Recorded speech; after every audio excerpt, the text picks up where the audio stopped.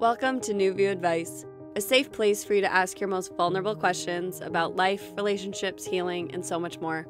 I'm your host, Amanda DeRocher, and I believe our fears and traumas are often what hold us back from living life to the fullest. Join me here each week as I offer advice on how to move through whatever is holding you back from being your best self.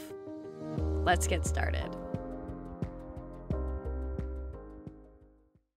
Hi, beautiful souls. My name is Amanda, and this is New View Advice. If you're new here, this is a healing-centered advice podcast where I offer advice on the healing journey and how to connect back to your own heart. I believe that you have all the answers you seek. You just may need a new view along the way. I believe that you have all you need inside you, and it is my intention to help guide you back to your own heart. Thank you for tuning into today's episode. Today we are doing an episode about family dynamics and the holidays. I actually did an episode on this last year as well, if you want to tune in and listen to that one first.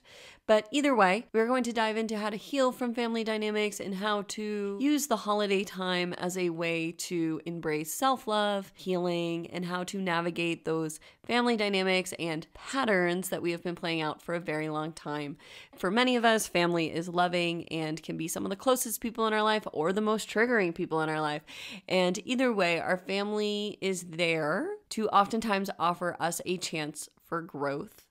And there's nothing like the holiday season to show us where we still are looking to grow, heal, and be with our own hearts. There is something about family that can trigger us to a great extent. There's also something about family where we allow family to treat us differently than we will allow other people to treat us. So it can be harder for us to set boundaries with family. And today we'll be talking about how to set boundaries with family. That is one of the questions. And also a question about how to handle the stress of the holiday season and navigating all these different family relationships. I am really passionate about talking about this. If you listened to the episode last week about family and relationships, you'll know a bit about what we're going to talk about today. But I believe that relationships are one of our biggest distractions here. I talked about this a bit last week as well. And I believe that we use relationships, it could be romantic partnerships, family, friends, coworkers, but we use drama in relationships and the way people trigger us and infuriate us and make us feel certain ways. It is one of the biggest distractions from ourselves. It is so easy to point the finger and to blame others for the way we feel inside. But here on this podcast, we talk about radical responsibility, which is you taking full responsibility for every aspect of your life.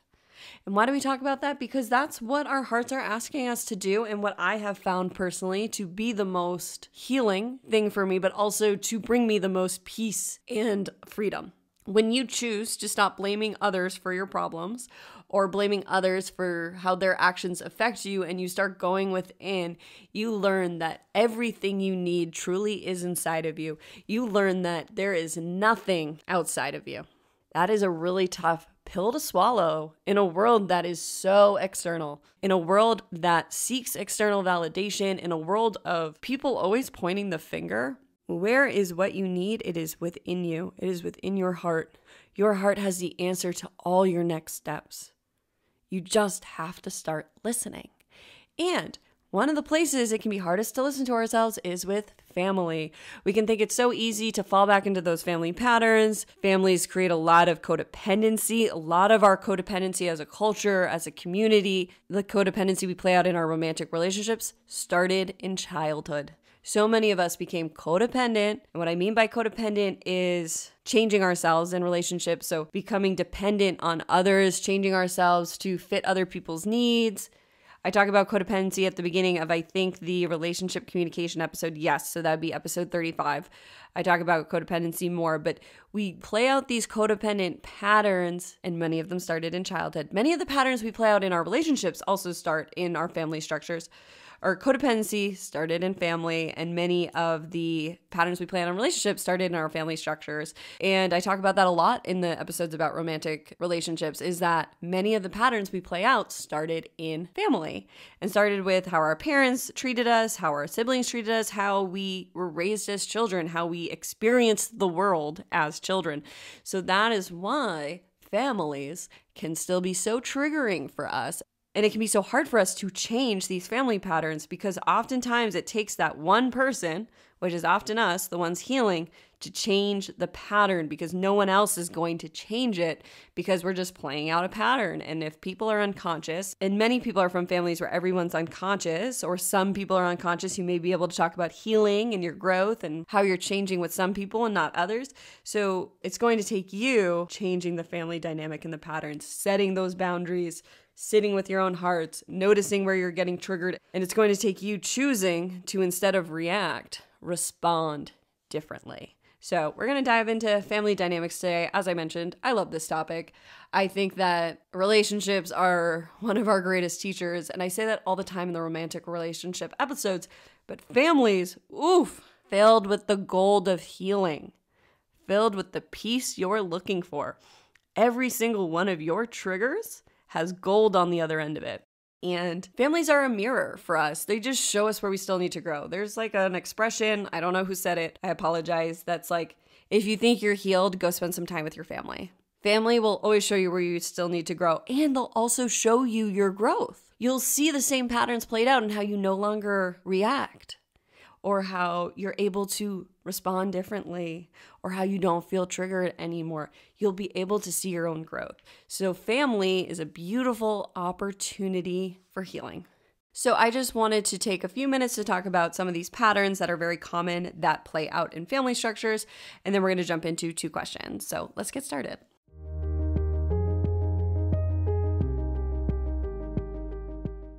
So before we jump into today's questions, I just wanted to spend a little time talking about family dynamics.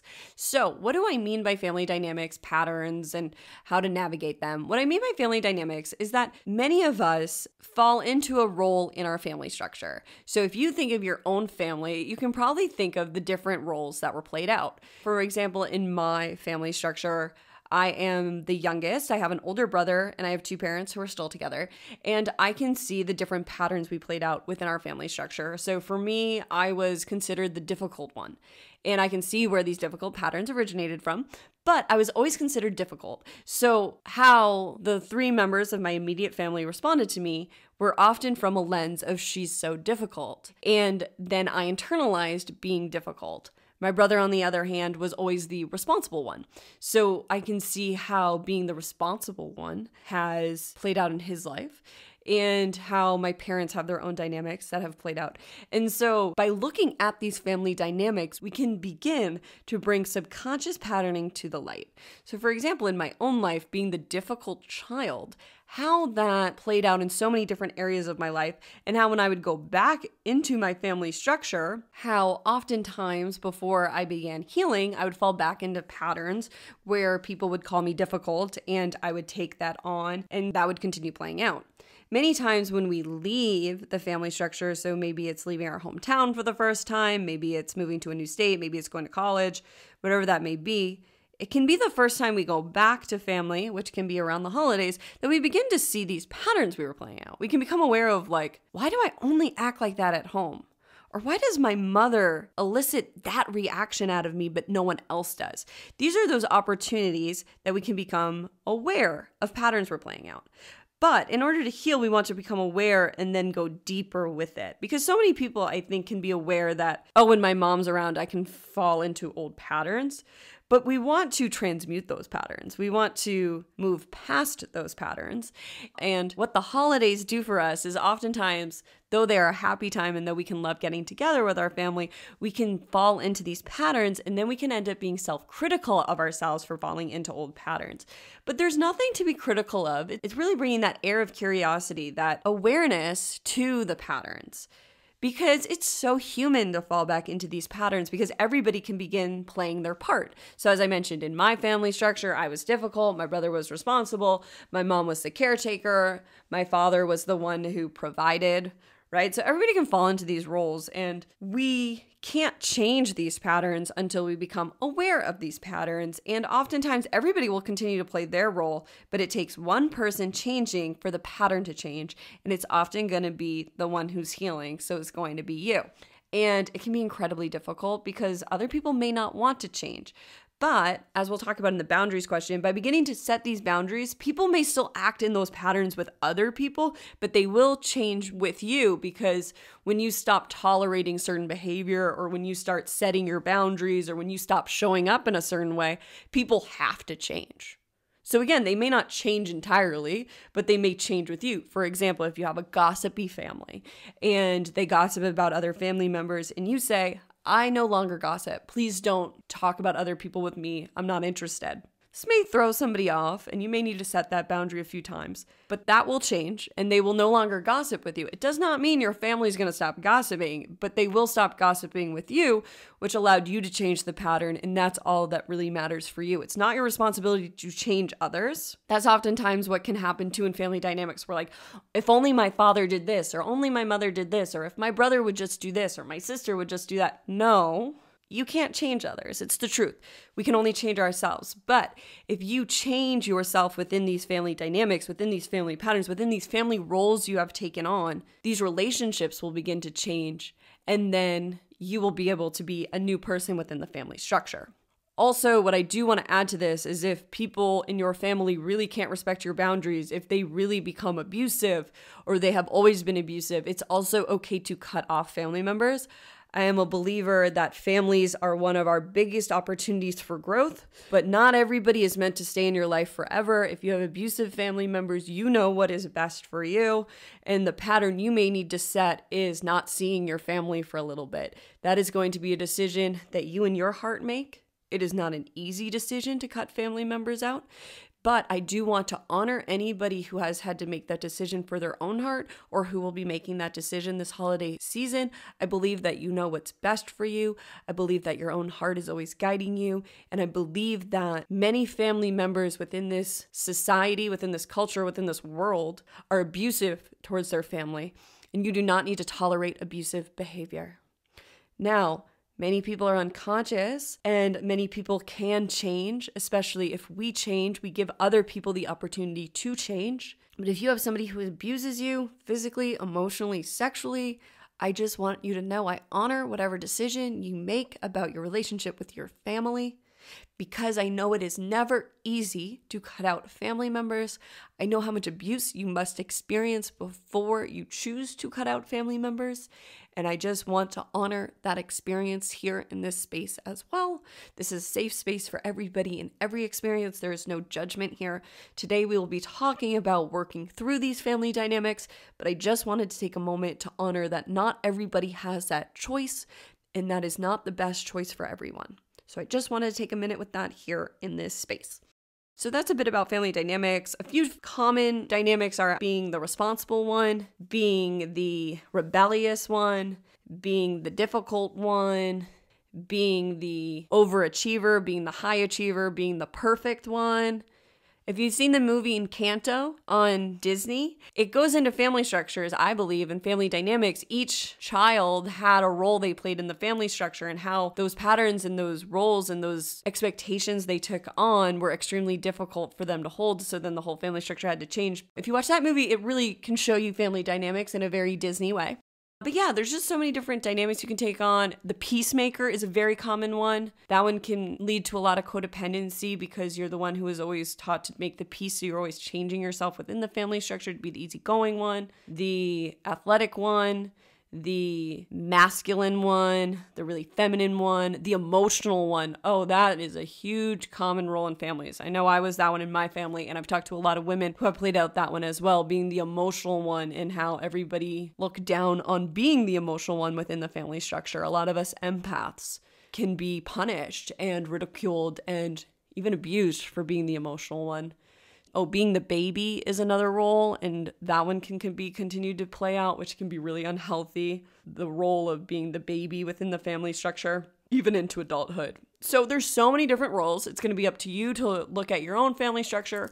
Maybe this is a journaling exercise where you can kind of write down everybody's name in your family and write down the role you see them playing. Judgment free here. It's really just beginning to see the roles that were within your family structure, because these are often tied to our core wounds. Bring awareness. There's no judgment here of being the baby or being the rebellious one or being the difficult one or being the overly responsible one. There's no judgment here. It's all about becoming aware. You can't change anything if you're not aware of it. And what you'll notice when you start to dive into your family structure is that really people do have roles. And many times everybody reacts the same to everybody within the family structure, no matter how old everybody gets. And part of the healing journey is to become conscious of this. And then you can change your role within the family structure by changing how you show up, looking at your triggers, and setting those boundaries you need to set within your family structure. But I hope that this was a helpful intro into family dynamics and family roles.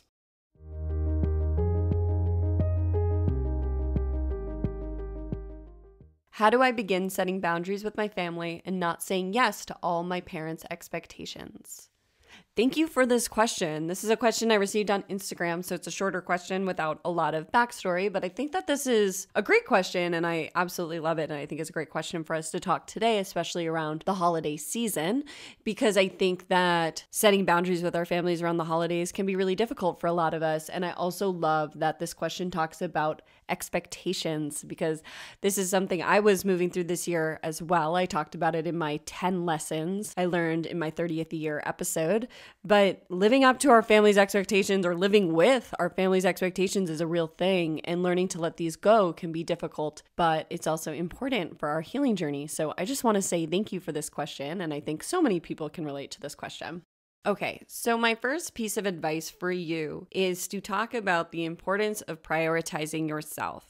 Because I think that with both parts of this question, how do you begin setting boundaries and how do you not say yes to all your parents' expectations, fall under not prioritizing yourself. You are most likely prioritizing your parents first, or you're most likely trying to make them happy. And so you need to start prioritizing your own happiness. Many of us prioritize others' happiness outside of us. This is a pattern that starts in childhood. This is also linked to codependency, but we prioritize the happiness of others as a way to remain safe. It is a coping strategy. It is a defense mechanism. And we develop the pattern of prioritizing others' wants, needs, and their expectations above our own as a way to feel safe. So say we grew up in a household where there was a lot of yelling. We may start to prioritize others' needs to try to mitigate this yelling. Say we grew up in a household with divorced parents, we may try to become smaller and easygoing and peaceful within the family structure because there is so much chaos within the family structure. Divorce is another topic that I plan to discuss in December. So if you have any questions about being a child of divorce or going through a divorce, please send those in, because this is an episode I will be discussing soon as well. But right now, I just want to mention that if you're from a divorced household, this can create a lot of unsafety within the home, and a lot of patterns can be created. And people with divorced parents can feel torn between both their parents, and that can be really tough around the holiday season. We want to find ways to prioritize you, because you deserve to be happy around the holiday season as well. You deserve to set the boundaries. You deserve to have your own needs met. Many of these needs that you need to meet for yourself now are likely needs that you did not have met as a child. That can be really hard in family structures to start creating that for yourself, because many of us can still be looking for our parents to fill this void that they are not going to fill, or to fill this role that they are not going to fill. Some of us, me included, can have parents who do change. My relationship with both my parents has very much evolved since my childhood. It can often be hard for me to actually remember what my childhood was like, because my relationship with my parents is very different. I'm very grateful for that, but it doesn't change what I experienced in my childhood and how that affected me. I've still needed to heal that. Even though my parents have changed, it hasn't changed the wounds that were created there. And many of us who have trouble setting boundaries and have trouble saying no to our parents and their expectations, it's from childhood wounding. So I invite you to be really kind with yourself throughout this process, and I invite you to work on this holiday season, because you deserve to prioritize yourself. Prioritizing yourself is so important for you. And as we become adults, it's so important for us to start prioritizing ourselves in our old family structures, in our new family structures, in work, in friendships. It's so important for you to start prioritizing you. My guess is that you don't really prioritize yourself. My guess is that you often put other people's needs first, as I mentioned. So a way to start setting boundaries is to become really clear about these boundaries ahead of time and communicating them ahead of time and holding yourself to them. So say one of your boundaries is that you always feel like Thanksgiving feels too long. I invite you this year to set a boundary with it. How many hours feels good to you to be there? Does a full day actually feel good to you, or do you need to spend half the day with yourself and half the day with your family? It's okay if you can't spend 12 hours with your family. That is okay.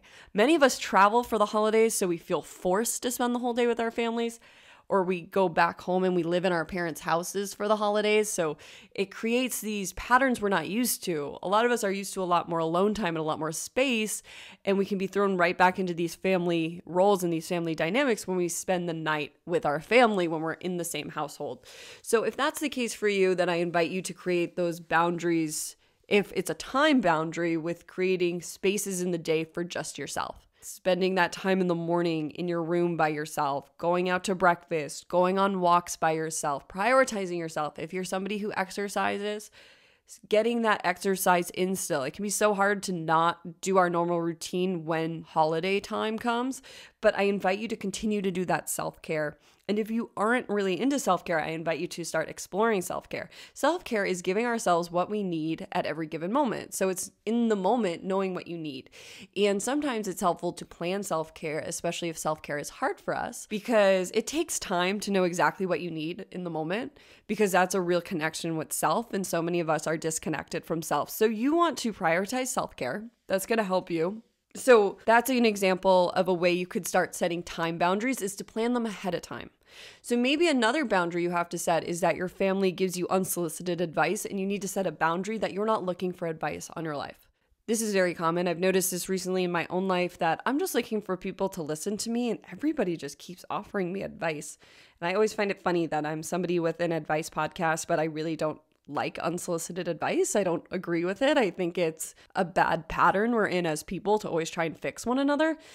And it's really never my intention here to fix you. It's my intention to connect you back with you. So say that's a situation you're going through, then you're going to want to become clear about how you can voice these boundaries and thinking about them ahead of time, thinking about what may arise on the day of, because it may be a pattern that it's happened multiple holidays or multiple times you see your family.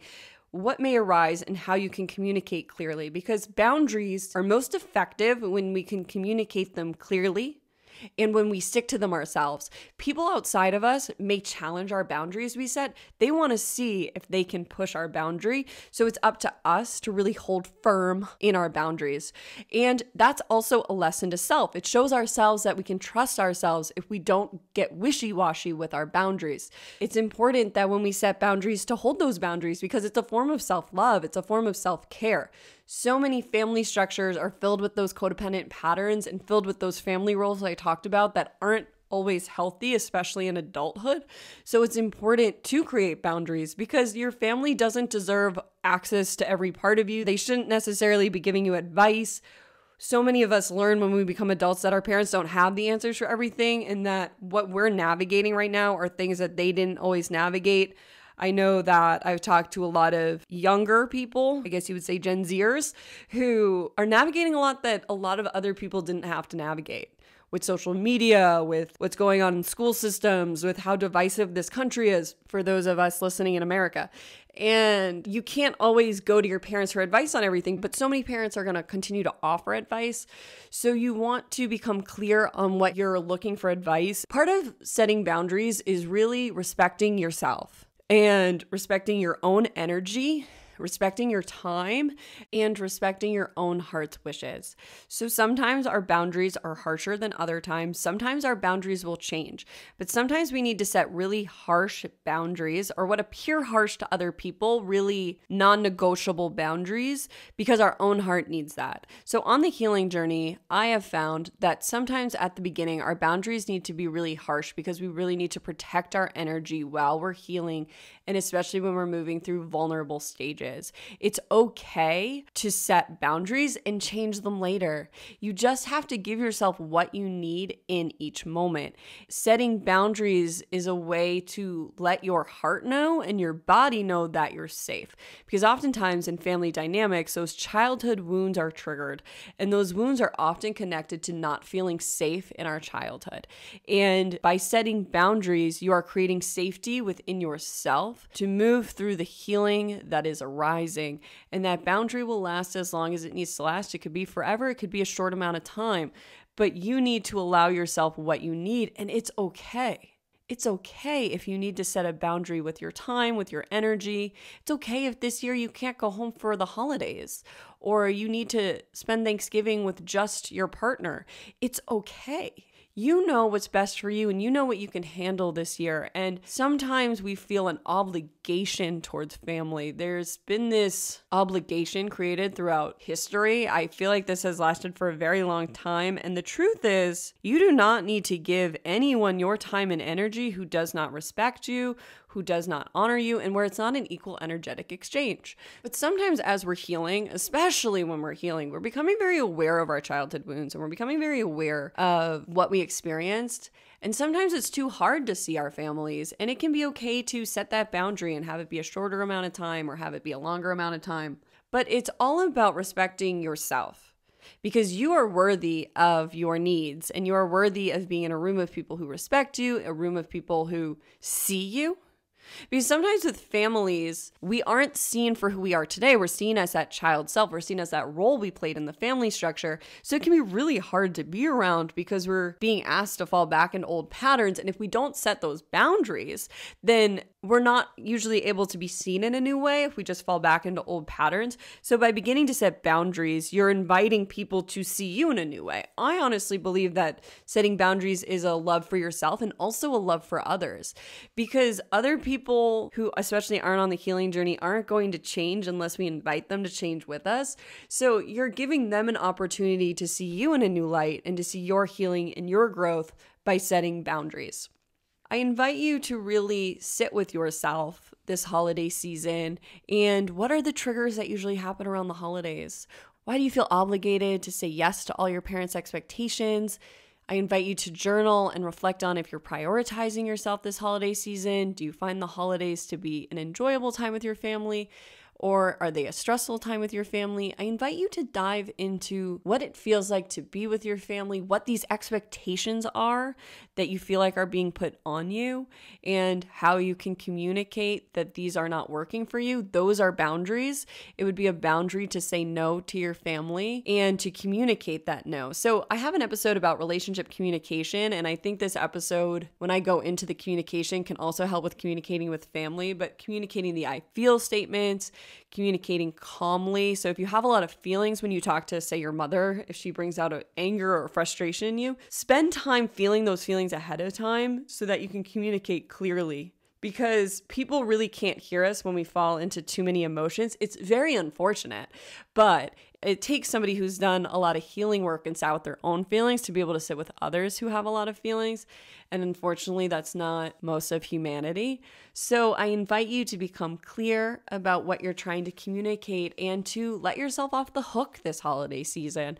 Prioritize yourself, take care of yourself, sit with yourself, and give your heart what it's asking for. So this holiday season, it may be 1 boundary, it may be 5 boundaries, it may be 10 boundaries, but really become clear on what you need in order to enjoy the holiday season. Because the holiday season isn't something we're just supposed to get through, or time with family isn't something we're just supposed to get through, or something we're just supposed to have to do. It's that obligation thing that I don't think obligation is healthy. I think that we want to do things from a heart-centered place. We want to do things because we want to. We want to do things because we love our family, not because we have to.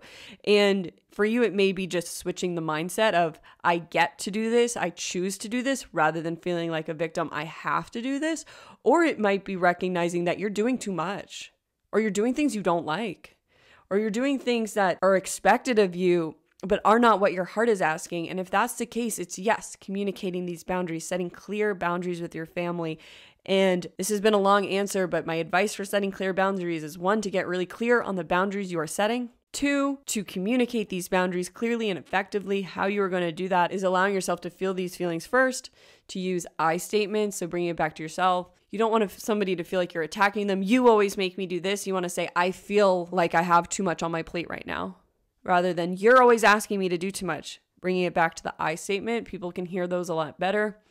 Coming from that clear, concise space, and also holding your boundaries. So after you articulate your boundary, hold yourself to that boundary. And if you have trouble with that this holiday season, be kind to yourself and be like, wow, I went back on my own boundary. And just bringing that energy of awareness to your boundary, that energy of love for yourself, compassion. Oh, wow, I'm triggered right now. And allowing yourself to be with yourself. And I invite everyone out there to really become curious about when they are triggered this holiday season, the patterns that come out within your family structures. But I invite you to become really curious about yourself this holiday season, because beginning to set boundaries isn't easy. And that leads me to, if you set these boundaries and they come out messy and they come out wrong and somebody's offended, be kind to yourself. Setting boundaries and beginning to setting boundaries is a process. It's not always pretty at first. I found that in my life. I wasn't always able to articulate them in the most concise way, so they would come out messy and unclear. And I just had to be kind with myself as I was learning to set boundaries, that it's not the easiest process. We're not taught to do it. And especially if you're in a family that doesn't set boundaries with one another, it may not look clean and clear right away. But being kind to yourself, and the more you do it, the easier it'll become. And you'll find that it makes your life easier and it allows your heart to expand. And that when we set boundaries, we're actually able to be more present and loving with our loved ones because we're meeting our own needs. So a lot of times that resentment can build in family structures because we're not prioritizing ourselves. But when you begin prioritizing yourself, you'll actually find you enjoy spending time with your family more, because you're including yourself in the equation, because you are worthy of including yourself in the equation. And a lot of times our families are an opportunity for growth. So it may take you seeing yourself first in order for your family to see the new you. I know that was true in my life, that I had to start seeing the change within me and then allowing other people to see the change. People didn't just see the changes that I was making. I had to articulate those changes, but also had to see those changes within myself first and then allow others to see them. So I hope something in this answer was helpful. I am sending you so much love. Thank you so much for this question.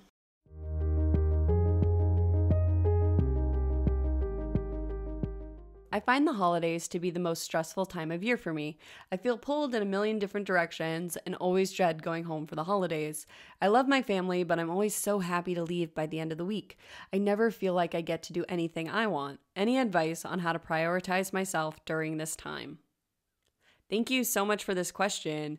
I think that this is a very common experience. I think a lot of us can enjoy spending time with our families and then can be so happy when we're leaving from that family time, because these patterns and these roles that we've been talking about appear when we go home for the holidays. I think that this is a great question. And for you, it's very similar to the last question. I think it's seeing where you need to set boundaries, and learning to prioritize yourself is learning to prioritize yourself in all aspects of your life. I think that family can be the most challenging. So learning to prioritize yourself before the holiday season, or starting to prioritize yourself, will really help you this holiday season. So I would invite you to start exploring now ways you can prioritize yourself, because I also think that sometimes it can be hard to do it in the moment. So pre-preparing. So as I mentioned in the previous question, becoming clear about how you feel and things that you need to incorporate into your holiday season. So it's not like creating a long to-do list about things you must do, but say you never get time to yourself. I would invite you to figure out sometimes you could schedule time for yourself now. Can you have late mornings, or can you go to bed early? Finding those small moments where you can have time for yourself. Can you go for runs? Can you go for walks during the holiday season? Finding those times to prioritize yourself. And it's also going to require those boundaries, because people might test you when you're trying to prioritize yourself, and you're going to have to hold firm on your own self-care practices. It can be so easy to just put off the self-care during the holiday season, but it's actually the most important time to do it, because it can be some of the most triggering times for us.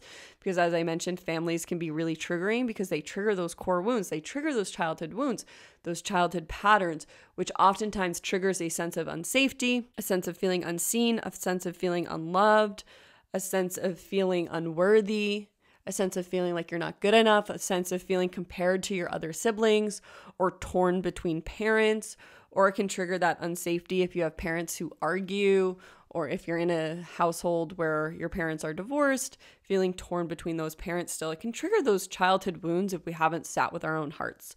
So how I invite you to prioritize yourself this holiday season is, one, it sounds like you're very stressed. So I invite you to find some ways to do some stress relief.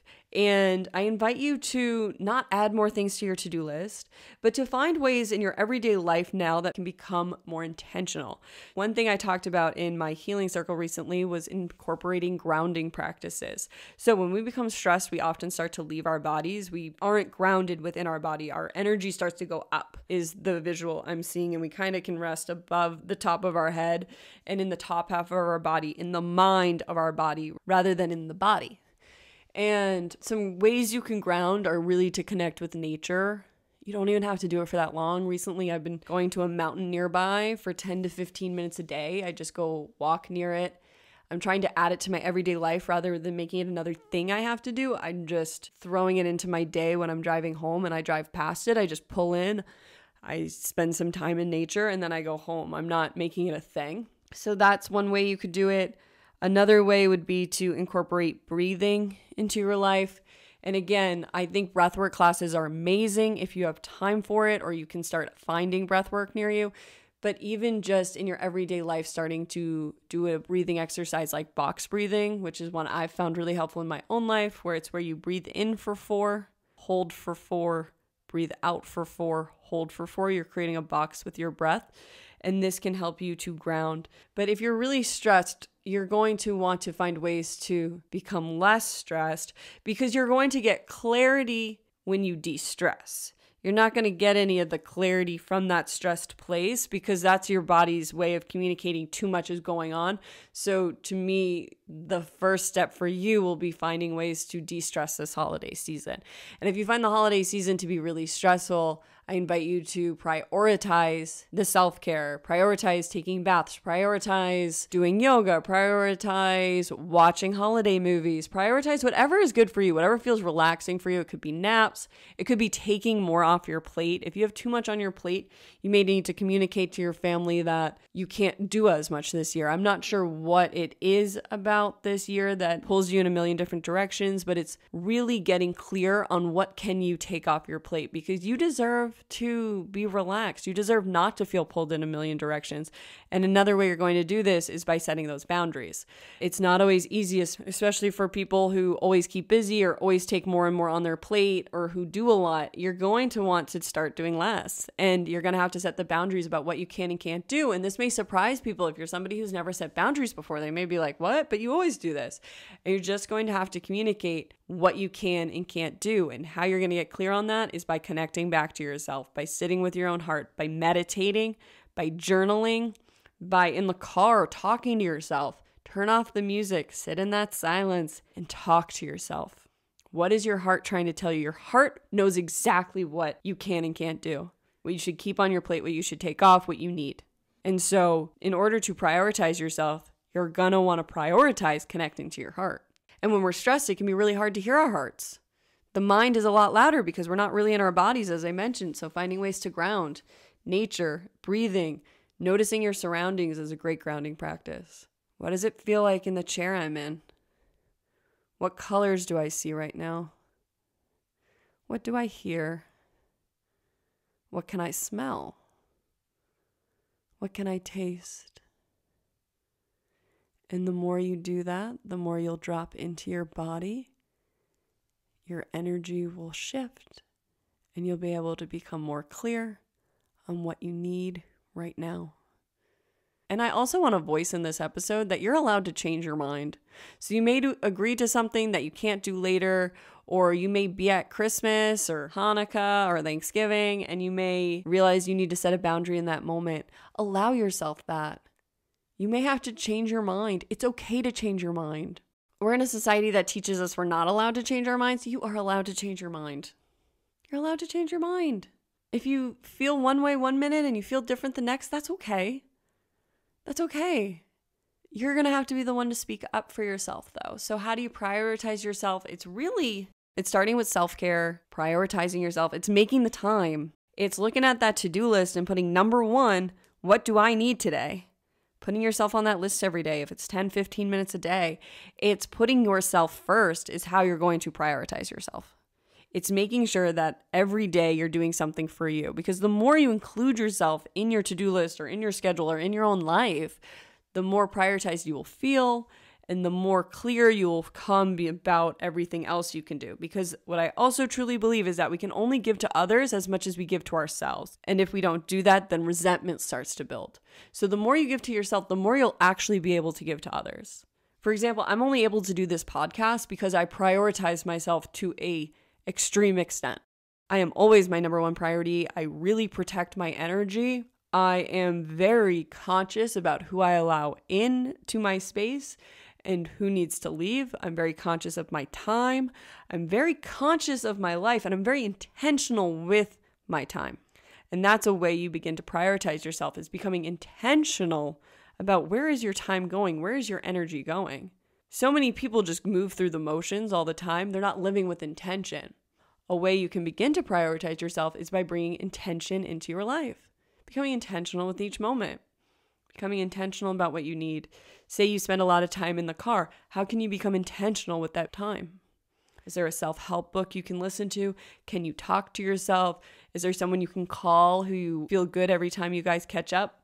Spending that time intentionally, rather than maybe just playing your regular thoughts in your head or whatever it is. It's becoming intentional. Using that time, you can care for yourself on that drive home from work. You can become clear about what you need. You can decompress. You can breathe. You can connect back to your breath. But it's I find, small ways throughout your day at first to start prioritizing yourself.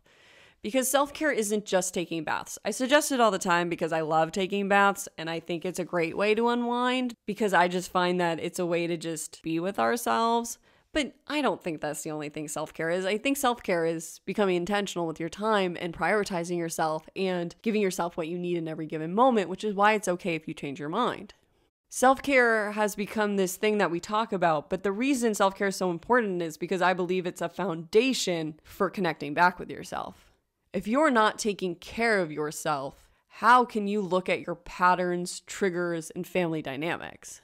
You need to take care of yourself first. How are you going to heal from past trauma or heal your patterns or heal your relationship if you're not even taking care of you? You have to get the foundation built before you can build a house. That's, to me, what self-care is. You need to arrange your life so you are a priority before you can do the other work we talk about here on this podcast and people talk about through the healing journey. You need to take care of yourself first.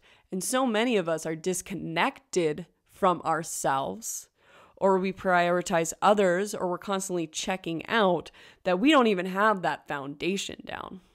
And that's also why sometimes we think other people outside of us should be healing, but so many people outside of us aren't taking care of themselves either. So take the pressure off them and take the pressure off you to do like deep healing work if you're not even prioritizing yourself. That's the first step. You need to take the time to be with you. And at first, this is going to be for you because you're very stressed, ways to de-stress. Diving into your trauma or your childhood triggers could just be more stressful for you. How can you find time for yourself? I always recommend therapy for people because I think it's a dedicated time to you.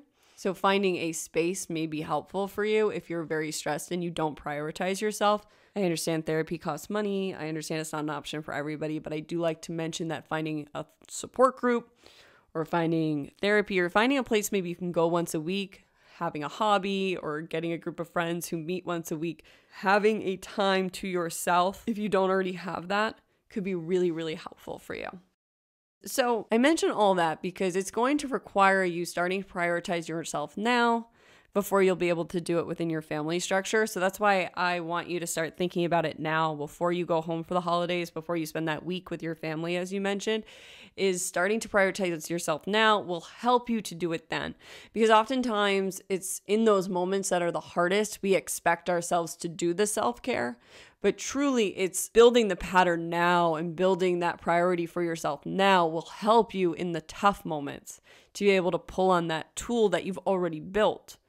oftentimes in the tough moments, say like a family holiday that's stressful, we're looking for something to make us feel better, and we end up picking up an unhealthy coping strategy because we haven't built the toolbox of healthy coping strategies. So say you never meditate, you never journal, and then you expect when you're home to meditate or journal, but instead you find you pick up a drink or you drink a bit more when you're with your family. That's okay, because you didn't build those self-care practices beforehand, because you don't have anything in your toolbox. So it's important to start prioritizing yourself ahead of time so you can help prioritize yourself then. I also think that, as I mentioned, becoming clear about times you can prioritize yourself throughout the week and scheduling them ahead of time could be really helpful for you. I think spending those mornings or those evenings with yourself could be really helpful for you. And also just beginning to notice those triggers will be helpful for you, because you can't change anything you're unconscious of. So again, I invite everybody this holiday season to become aware of their triggers, their patterns, and ways their family might be bothering them, stressing them out, or bringing up a past wound or the thoughts that are flying through your head. Jot them down in your phone, in a journal, but become aware, because again, family is a great time to begin healing. And I also invite you, if you have trouble prioritizing yourself, notice if your family prioritizes themselves. Is that something you ever witnessed as a child? Did you witness a family that prioritized yourselves, or no?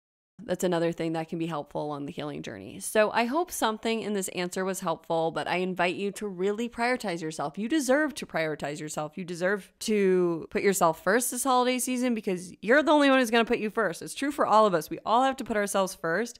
It doesn't mean that doesn't include anybody else ever in the picture, but if you prioritize your happiness, then you will be able to spend more time with your family and be happier with your family, because you have put yourself first. And as I mentioned, the more you fill your own cup, the more it can overflow and bless all those around you. So I hope something in this answer was helpful. Thank you so much for this question. I am sending you so much love.